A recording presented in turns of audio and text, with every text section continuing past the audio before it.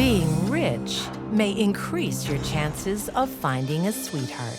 I'll look after you both. But finding true love, that's more difficult. When greed shows up in a marriage, love left town long ago. Then what are you gonna do?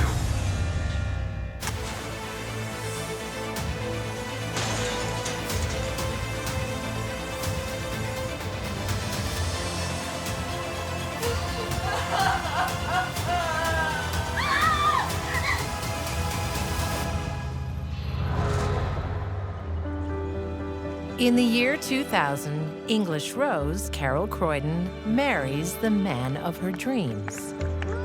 Ladies and gentlemen, friends and family. It's a second marriage for the 35-year-old bride and her groom, Philip. An extremely nice man. Nobody really had a bad word to say about him. For richer, for poorer. Philip is 10 years older than Carol, with 2 grown-up sons. Can't get the smile off his face. To love and to cherish. To love and to cherish. Carol's been looking for a white knight all her life.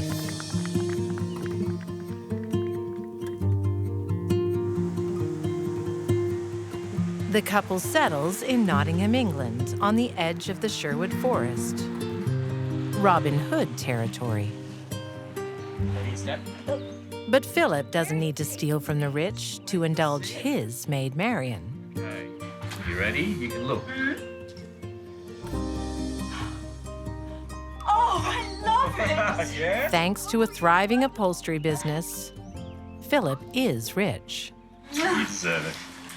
And it drives like a dream. How do you know? Took it for a little test ride. Well, that'll be the last time.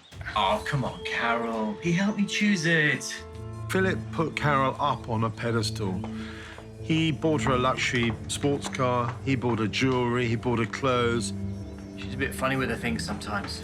She craved a lifestyle of wealth, of money, of cars, of jewelry. And in that respect, her marriage to Philip was perfect. He gave her everything that she wanted. She likes it. Philip even signed over their £500,000 house to her name and did the same thing with his business. Carol, an accountant, proves perfect at counting their pennies. It seems like a match made in heaven.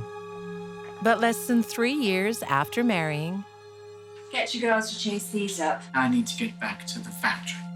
You were taking me out tonight. We've got to make hay while the sun shines, haven't we? Carol no longer has Philip's full attention. Okay. See you later.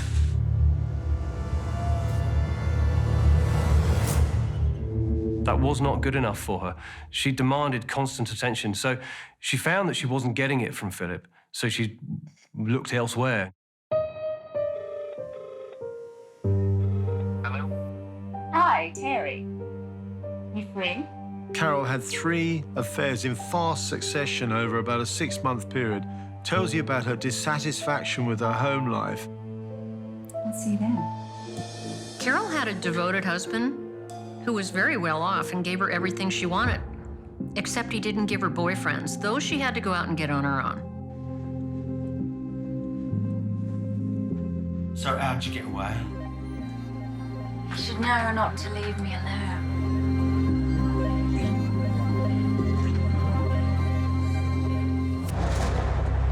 In Little Elm, Texas,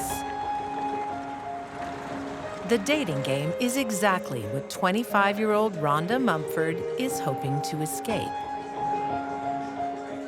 Ready to important? We're gonna wait for my parents. But I'll have the wine, thanks. I'll just have a soda. She was a single mother. That's extremely hard. She was struggling, but she was trying to better herself. When she meets 28-year-old James Orr in 1999, he offers the dependability that Rhonda needs. My son was always very positive, upbeat, out to conquer the world. It's got a date? Oh, gosh. I had not met her before. I had no idea. He had never mentioned her. James has overcome his own obstacles since a childhood accident confined him to a wheelchair. Mom, Tom, this is Ronda.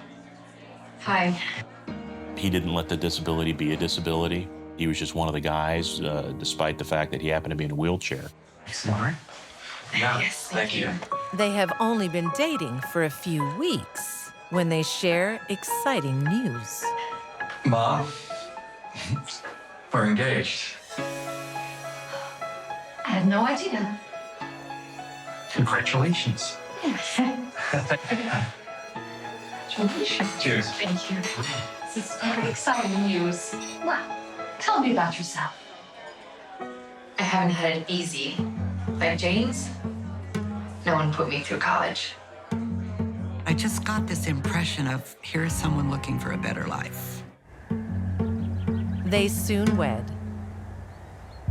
Rhonda and her 6-year-old daughter move in with James. He's not just a model husband, but a dedicated father, too. He had a deep connection with Rhonda's daughter, and he took being a father and being a parent very seriously. Hey, beautiful. Wow, looking good. Not every man would have welcomed a child from another marriage the way James did. Rhonda settles right in. She embraces James's home and his credit card. What do you think?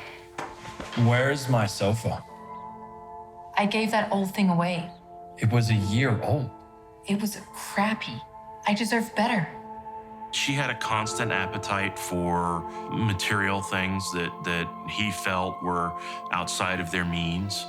You can't keep spending money. Every week it was something different. Buying something here, buying something there, replacing this, replacing that. Yeah, say whatever you want. Don't spend all my money. She sized James up from the beginning as a gentleman who was generous. And I think from day one, her intention was to milk that relationship to her benefit.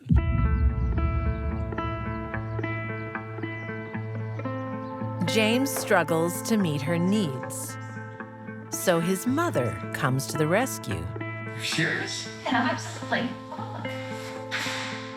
Rhonda? What? Oh. It was very difficult for me. I gave up challenging her. We just gave her whatever she wanted to keep peace. They're gonna pay for your college fees. Hold on. No. Yes. We decided Really? Yes. that we would put her through college. She wanted to be a nurse, like me. But I have to work. Well, you can work for us part-time. Really? Yes. There's something else. James and his mom, Marion, crack the code to Rhonda's happiness. You bought you that car out there. Give, give, and give. Did Rhonda appreciate what she was given? Well, no, she was a narcissist. I wanted an SUV. She was selfish in the extreme. She was never satisfied. She always wanted more. I never get what I want. No matter what you did for her, it wasn't enough. It wasn't good enough, or it wasn't what she wanted. In Nottingham, England, Carol Croydon is just as hard to please. Her husband, Philip, is no longer satisfying her needs. The first affair Carol had was a brief fling with a man from work. She then met another character on the internet.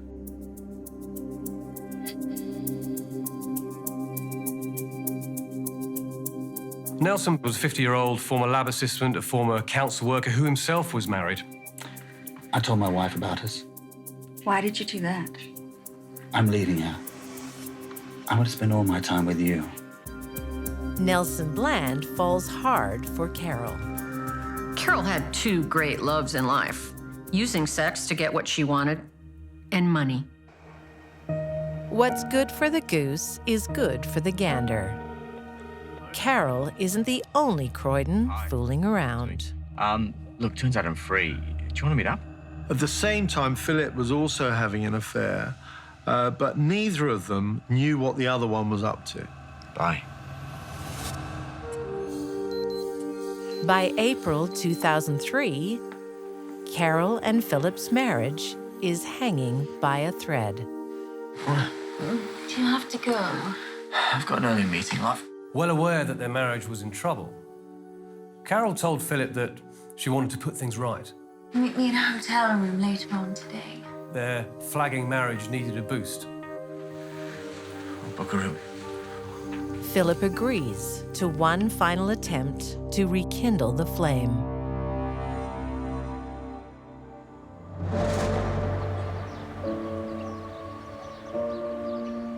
In Texas, James and Ronda Orr's marriage is past saving. Ronda moves into the spare room. Here you go. Thanks. He was going to stay living with her until she finished college so that we would continue to support her. Ronda is finished with James. You were always better as friends. No argument there. But she's not finished with his money. I'll look after you both. You promise?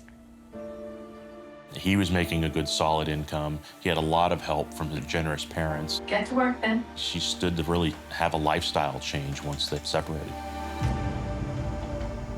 Keep them folded. Rhonda really stood to lose the golden goose.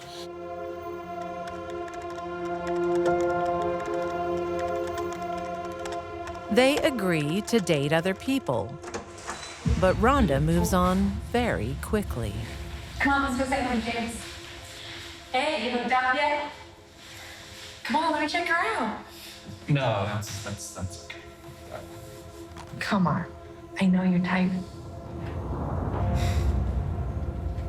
Look, can you mind my baby girl for me? We're going dancing. Sure. We're celebrating. I'm pregnant. I'm gonna be a dad. That was the final straw. She was pregnant by an old boyfriend that coincidentally was always around through their whole marriage. Seriously. That was a pretty significant hit to him emotionally. He made the decision that he had to move out and move on with his life. James plans to move out the following weekend and file for divorce. He was leaving her. There wasn't going to be any more money. She was going to have to make it on her own. And she couldn't stand the thought of that. So Rhonda makes her own arrangements. There were, I think, 3 accidental death policies that she took out. Close to $1 million worth of life insurance. I need you to wait out here.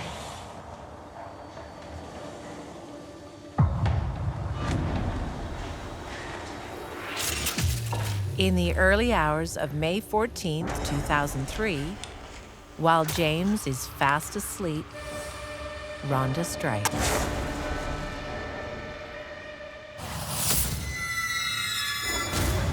Rhonda set the fire in the only 2 ways he can get out of the room. One is the window, and the other one is the door. The fires were so big, so fierce, burned so hot.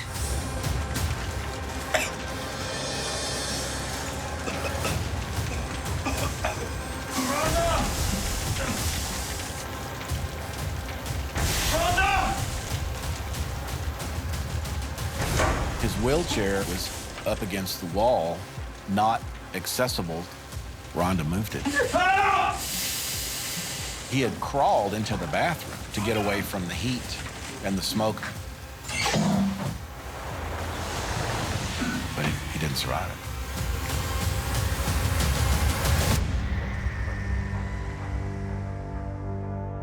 This is an evil human being with a dark heart. Somebody that is evil to their core. I just can't imagine anybody doing that. To be so desperate for money. To do that.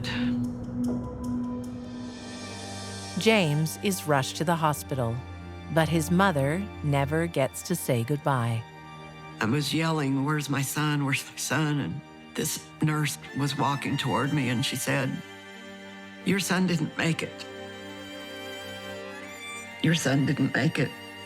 And I was just hysterical.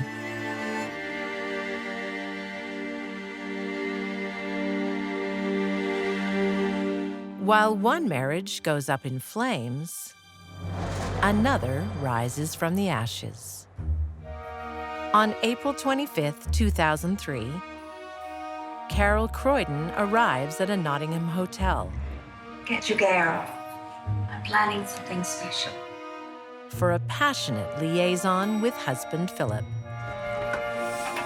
But the shopping bag she's carrying hides a much darker intent. Carol seduces Philip with the promise of rekindling their marriage. Carol put a lot of thought and planning and premeditation into murdering Philip. The night begins as passionately as Carol promised.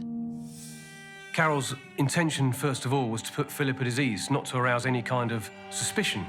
Carol's treachery is thoroughly convincing.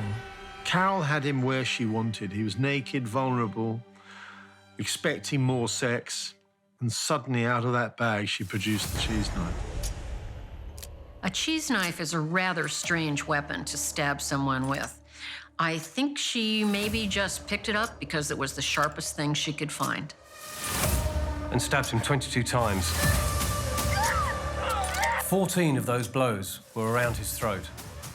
And in the end, the one that killed him was with such force that it went into his neck and severed his main artery. She knew she was going to inherit all his wealth, the cars and the house and everything. She didn't want to give that up.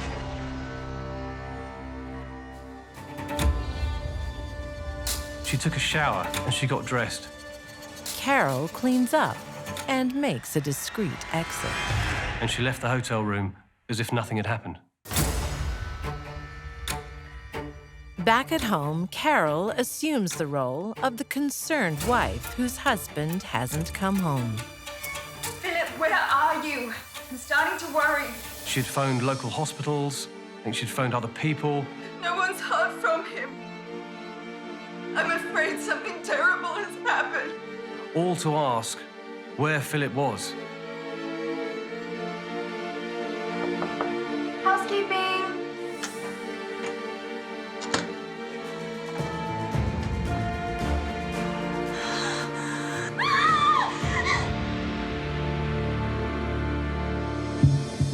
Mom, your husband's dead. When Carol was told about her husband's murder, she burst into tears, saying she wanted her baby back, she wanted her Philip back, and she got increasingly hysterical. Carol thinks she can't be a suspect. No one saw her enter or leave the hotel. We're hoping the security cameras in the hotel will give us some answers. As soon as Carol learned from the police that they had CCTV coverage, she quickly changed her story and put herself at the crime scene. If somebody is making a drastic left or right turn from the original story, that's a huge problem. In Texas, police are just as suspicious of Ronda Orr's story about the fire that killed her husband, James. He was just a gentle, caring person, one of the nicest guys you'd ever meet. Ronda becomes the prime suspect when the very next morning she tries to cash in James's life insurance policies. Hello? Yes, I need to make a claim. She called every insurance company before 12 o'clock noon that day. Yes, I had a terrible house fire last night. They had a 45-minute conversation. At the end, Rhonda said, "Oh, by the way, we lost Jimmy." Yes. Tragic. The insurance agent was speechless. "Oh my God, I can't believe you just told me that." That should have been the first thing you said. So is there anything else you want to tell us? He was toasted. That's the word he used. Ronda claims James started the fire while drunk, Well, that's not what the toxicology report says. then fought off her attempts to rescue him. He kicked her backwards, back through the door, up against the wall, and the door closed and locked, and he wouldn't come out. And that was Rhonda's story. Stand up, please. Put your hands behind your back. That sounded like crap. It's a stupid story. Follow me. I knew she was a sociopath. I didn't realize she was also a psychopath. In 2008, it takes the jury just 2 hours to find Ronda guilty of first-degree arson resulting in the death of James Orr. Rhonda Orr was, I think, the meanest person I ever prosecuted. I mean, how do you do that? Jealousy and money. I don't have what I want more and more and more. She is sentenced to a maximum of 88 years in prison. Nothing was ever enough. She had to take a life to get more. When Carol Croydon plots to take the life of her husband, Philip, she forgets about the hotel's CCTV cameras, which place her at the crime scene. Carol immediately changed her story. The camera doesn't lie, but Carol does repeatedly. Claimed that Philip had been at a swingers party at the hotel. She went to the hotel, had sex with Philip, and was about to have sex with the couple who were there when she changed her mind and left. Carol claims the swingers are the killers. But when the police establish she invented the entire story, Carol turns on her latest lover. She claimed that actually it was Nelson who had come into the hotel room and committed the murder. But Carol's web of lies completely unravels when the police find the shopping bag at her home. They found spots of blood on it, which proved that she had the bag and was in the hotel room at the time of the murder. In 2004, Carol Croydon is found guilty of first-degree murder. Her greed earns her a life sentence with a minimum of 15 years. She was so single-minded about what she wanted and so single-minded about what she was determined to get that in the end it drove her to murder. Carol Croydon had a man who could give her a comfortable life. She wanted the life, but not the man who went with it. Her goal is her own pleasure and money. Other people's money. That's a psychopath.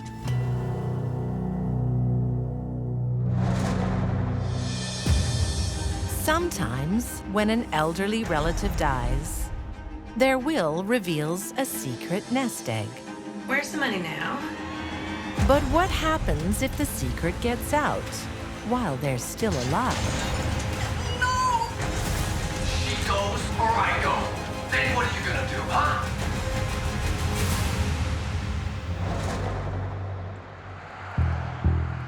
Carthage, a small rural city in Leake County, Mississippi, June 1983.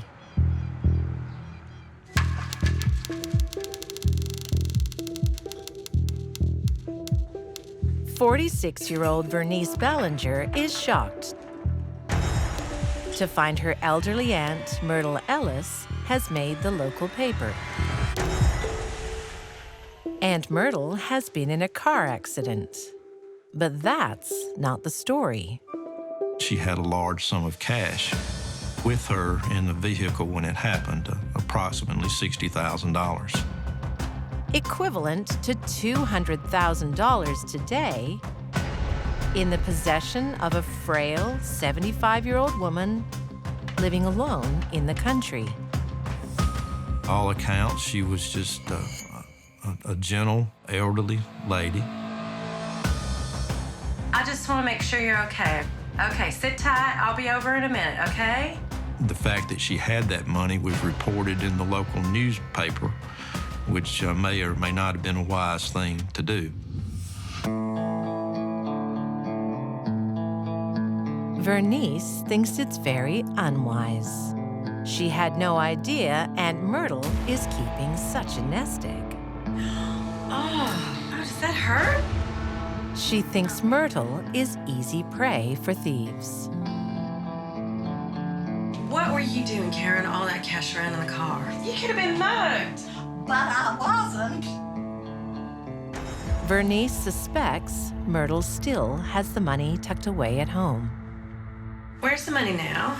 In the bank? Really? Yes. Miss Ellis told Miss Ballinger that she had deposited into the bank. Miss Ballinger did not believe her. She thought that it would still be at her home. Sure enough, just weeks later, 3 men show up at Myrtle's property.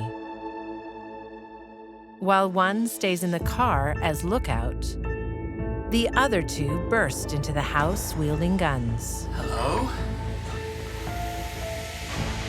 What are you doing here? He approached Miss Ellis, wanting to know where the money was. Where's the cash? They expect to take the money and run. It's in the bank! Don't lie to me! They didn't believe her, or at least weren't satisfied with their answer. It's in the bank! Go. No, please! Shame on them. This was a cowardly act. 2 grown men decided to beat up a frail 75-year-old woman. Placing the pistol up to her head Last chance. Where is it? and pulled the trigger.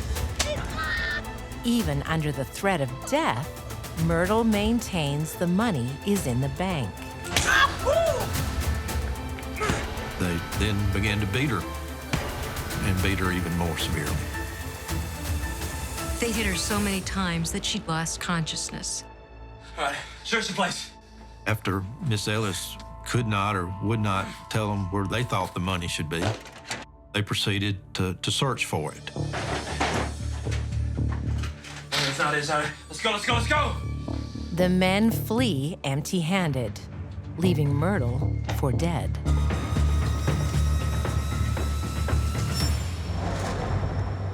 In Colorado Springs in 2013, another family is shattered by a brutal home invasion. 33-year-old Don Richburg discovers the burglary. Someone's broken into our home. And that's just the beginning. Investigators arrive and find the body of her stepfather. Whoever broke in has gunned down 47-year-old Michael Barajas. There were 2 gunshot wounds that he suffered. They hit him through the heart and the spine. He died within seconds.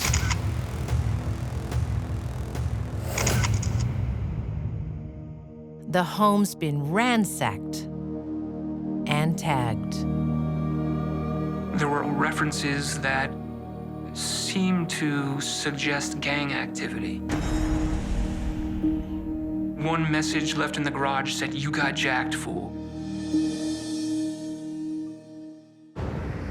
But Michael, a mechanic, has no association with gangs. Hey, you're early. He was the epitome of the hardworking everyman. He worked at a local auto repair dealership. Michael is gunned down before he and wife Sandra can celebrate their 30th wedding anniversary. Get out of here! Everything seemed good. Mike and Sandy seemed happy. You know, just typical, normal family. You might, any chance of a loan? Again? The only friction in Mike's life are issues with his stepdaughters. You look for any jobs today? Thanks. When they got married, he was all about help raise Sandy's daughters. This has gotta stop, okay? The girls are now in their 30s, but still rely on Michael's financial support. He's like, I agreed to raise him, not to raise him the rest of my life. And he was kind of getting tired of the financial drain. Sandra doesn't help their financial situation. She spends her days gambling online. Anytime you'd go over there, she was on the computer gambling all the time, all day, nonstop.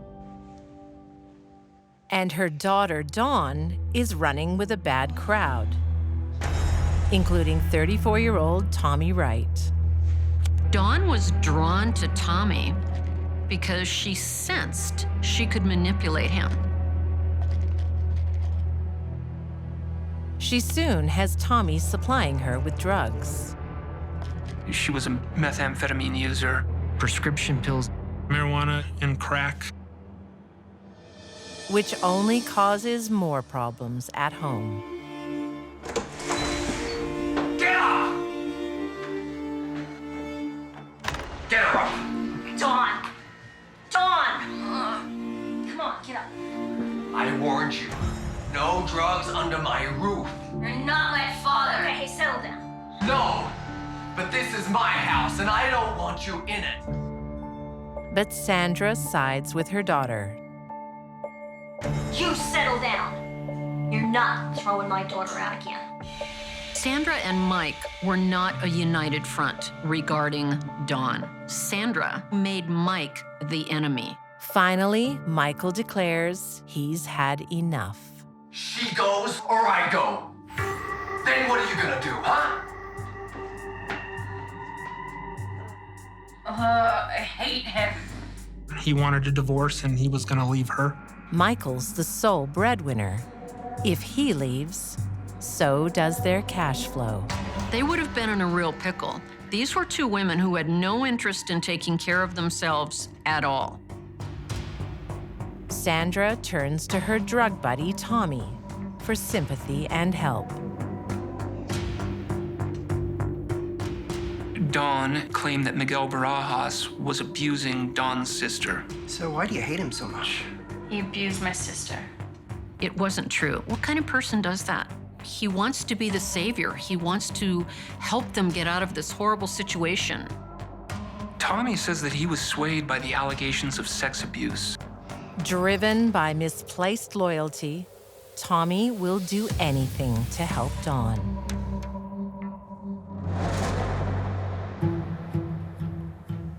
In Leake County, Mississippi, the men responsible for the senseless attack on Myrtle Ellis are merely carrying out orders. Any questions? Where is it? Well, somewhere in the house. The orders of Myrtle's niece, Vernice Ballinger. I'll give y'all $10,000 each for your trouble.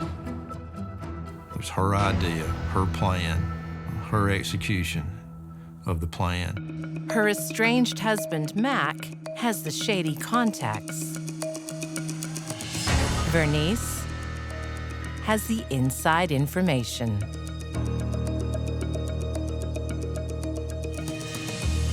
Vernice takes her team of thieves on a reconnaissance mission. Front door's always open. She sits in that same chair every day. This was a scouting expedition, I suppose you could call it. You're gonna need these. Miss Ballinger had provided a .22 rifle and a pistol. But she won't be there personally. Vernice will be safely at home. She's somewhat of a coward, sending somebody else to do the dirty work. Well? They got nothing. The men return to Vernice empty-handed. Well, did she see you? I don't think so. She was concerned that Miss Ellis may have seen the vehicle they were traveling in and recognized it, or that she may have seen Mac Ballinger. You get back there, and you make sure she can't talk. Well, do it! Come on, you two. She ordered them back out there to finish her off. Miss Ballinger was concerned about one thing and one thing only, and that was that nobody would ever find out that she was involved in it.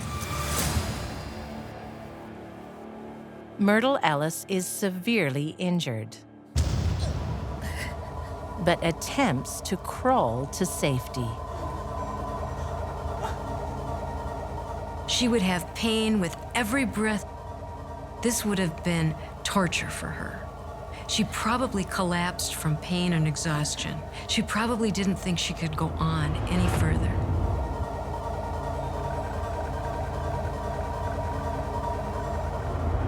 The men return to find her lying outside. They assume she's already dead. She's done for. So set about destroying any evidence they may have left.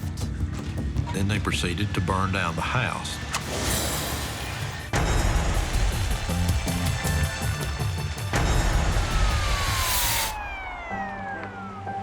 First responders find Myrtle barely alive. Okay, Myrtle, nice deep breaths. She had been severely beaten and was in pretty desperate condition. But Myrtle knows exactly who's behind the attack. She knew it was her niece. Do you know who did this to you?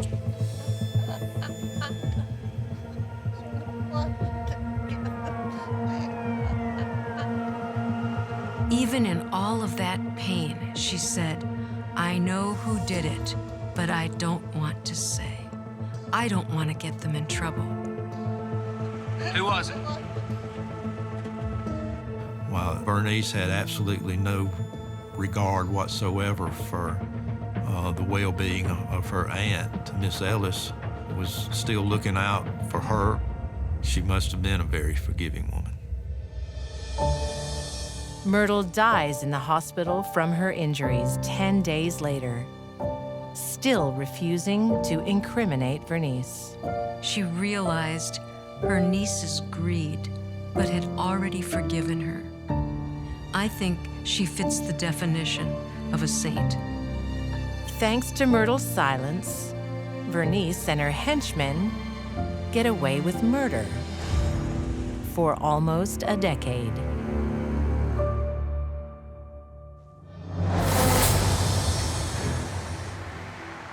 Without physical evidence, an investigation goes nowhere. And that's what police are facing in the murder of Colorado Springs mechanic Michael Barajas. This case was hampered by thin evidence. There's a lot of suspicion, but little that's concrete. Then a breakthrough. Dawn's friend Tommy Wright is arrested for car theft.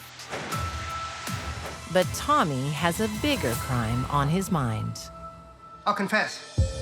It's quite a story. It strikes you at first glance as something that is incredulous and could never happen in real life. On February 13th, 2013, Dawn arranges for Tommy to enter the house and access Mike's gun collection. He goes into the basement and he raids Miguel Barajas' gun cabinet, removing a .45 caliber pistol and a .30-06 rifle. He takes the weapons into Miguel Barajas' bedroom and crouches down by the bed and waits for Mr. Barajas to come home from work.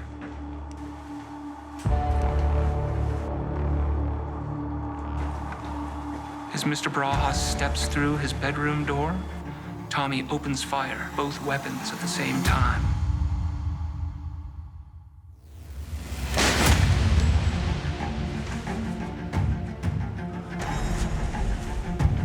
He really didn't know what hit him. Miguel Barajas falls to the ground. The fatal shot entered his head below the chin. To cover his tracks, Tommy stages the murder as a gang-related killing.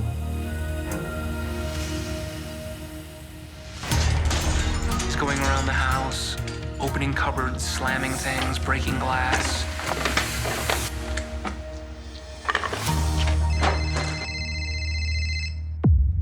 The phone rings.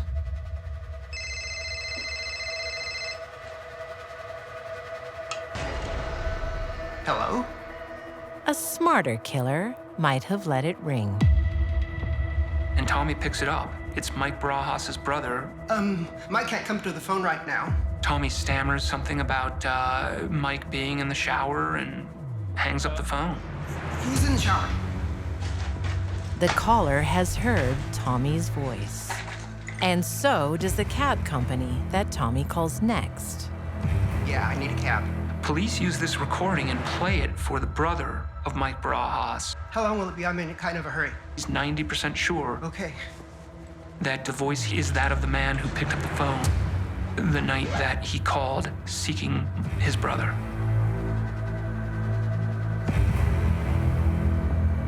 Tommy didn't know what he was doing, and murder was way over his head. The call confirms for police that his confession is legitimate. You can make it worth your while. But Tommy's got one more bombshell to drop. So we're gonna do this. We're gonna do this. It's Mike's wife, Sandra, who orchestrated his murder. Sandra was in full agreement. He usually gets home about 6:30.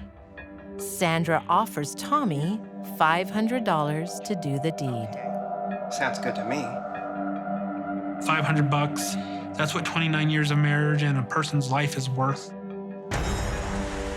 But Tommy never gets his blood money. So far, I haven't seen a cent. So police use his overdue payment to lead Sandra into a trap. We need to meet. All right, we'll meet. Okay, we'll meet. Sandra Barajas agreed to go to an ATM machine and meet him. And members of our local law enforcement were able to tail Sandra Barajas to that meeting location. Hurry up. Just slow down. It takes as long as it takes. And finds the money. Sandra and Dawn are arrested. It's Sandra's ferocious gambling habit that drives her to murder. She had a gambling problem and needed the money to feed that. Divorce would have left her with nothing. But Mike's life insurance would keep her habit alive. Well, what was Sandra to do? Get a job? I don't think so. It was much easier to kill Mike and get the insurance money. In 2014, Tommy Wright pleads guilty to second-degree murder. He's sentenced to 40 years in prison. Dawn Richburg also pleads guilty to second-degree murder. She gets 45 years. Mike was worth more dead than alive, and he was about to terminate their marriage. This was a murder for money. The harshest punishment is reserved for Sandra Barajas, guilty of first-degree murder. She receives a life sentence without parole. For them to, I guess betray him that way, it's just unforgivable. Justice isn't always swift. Vernice Ballinger and her accomplices get away with murder for 9 years. Until fate steps in to give justice a helping hand. It was years later, just by a pure stroke of luck, what I would consider just a 1 in a million chance. Police go to a house to serve civil papers, but the female resident thinks they've come for a different reason. When she saw the law enforcement in her front yard, She blurted out before she knew what the real reason for being there was. You hear about that murder my husband committed in 1983. And, of course, that got the ball rolling. The woman's husband is James Head, one of Vernice's hired thugs. And lo and behold, he gave a confession, confessed to the whole thing, implicated the others that were involved in it. Myrtle's own niece is finally held responsible. The last thing that Miss Ballinger would have expected to happen. She probably thought she had gotten away with it. Ronald Ritter, James Head, and Mac Bellinger are found guilty of murder and sentenced to life. Vernice denies any involvement. All three of her co-conspirators implicated her in the crime, but she still maintained her innocence. In 1993, Vernice Ballinger is found guilty of capital murder. She is sentenced to death. She was just downright mean on the inside. She just had a meanness in her that most people just couldn't understand. Vernice is not executed. She dies in prison of natural causes in 2002.